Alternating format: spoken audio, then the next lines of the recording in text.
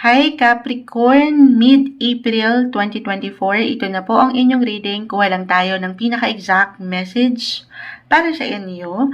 Ano nga bang mensahe ang marahil ay kailangan yung marinig ngayon? Para sa mga Capricorn, anong maiwan natin para sa kanila? Message. Capricorn. Uy, agad-agad meron nang bumagsak.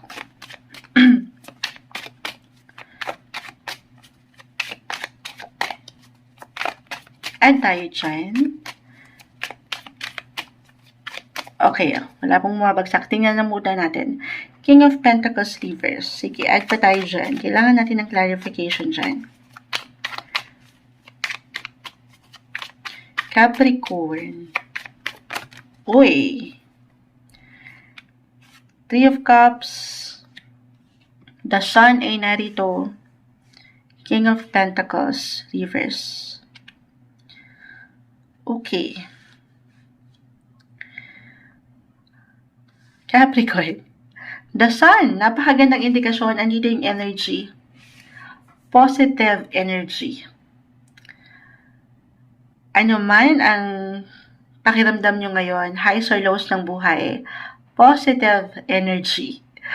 Okay, eto. Three of Cups. Merong ilang ganap. May ilang events, party, mapabusiness man ito, or social events, wedding, ilang, ayan, kita mo, this is about your friendship, or ilang workmates.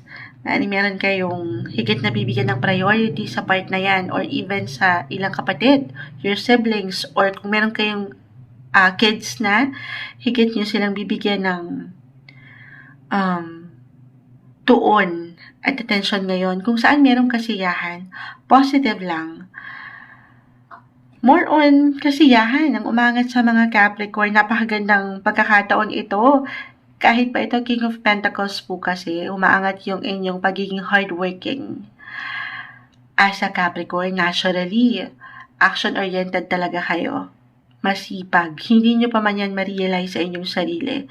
Pero this is the best time, marahil isang indikasyon ito, na why not take some time off naman your busy schedule to recharge, to relax, to have some fun with your friends, your family, or dito nga po, pagdating sa mga bata.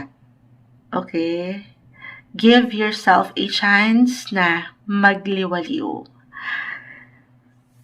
Okay, other messages, if ever hindi mag-apply yun, na-mention ko na yung pamilya or kids, yung pagbibigay nyo ng extra attention or focus para sa kanila. Kung hindi ito about sa kanilang kondisyon or sitwasyon, maaaring ito ay about sa inyong physical home, maaaring meron kayong higit na bibigyan ng priority, kahit sa simpleng pag-declutter lang ito, pag-aayos, pagkukumpuni, ng ilang sirang kasangkapan, yung ganon. Okay? At ito, higit kayong magpupush pa rin na bigyan ito ng extra efforts, ng value, ng money, syempre pa. Okay? Or talagang meron kayong goal na nais ma-achieve ngayon. Kung lilipat kayo sa mas malaking bahay, or kahit pagdaan ng inyong tahanan sa house renovation, yung ganon. Positive possibilities ang nakikita ko dito. Especially nga po kung kayo yung mga provider na rin or breadwinners sa pamilya. Other messages, kung hindi pa rin mag-apply, stay balanced lang. Yun lang din naman gaano man talaga kahirap na manatiling balanse sa lahat ng pagkakataon.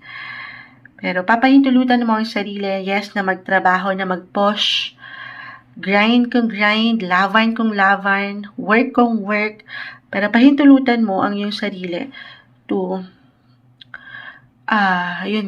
to enjoy. Deserve mo yan.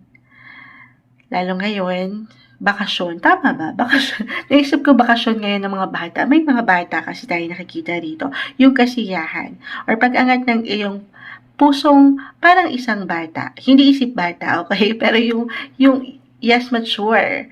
Pero at the same time, napapangat mo rin yung parang ikaw ay isang bata na nag-e-enjoy lang. Ano pa?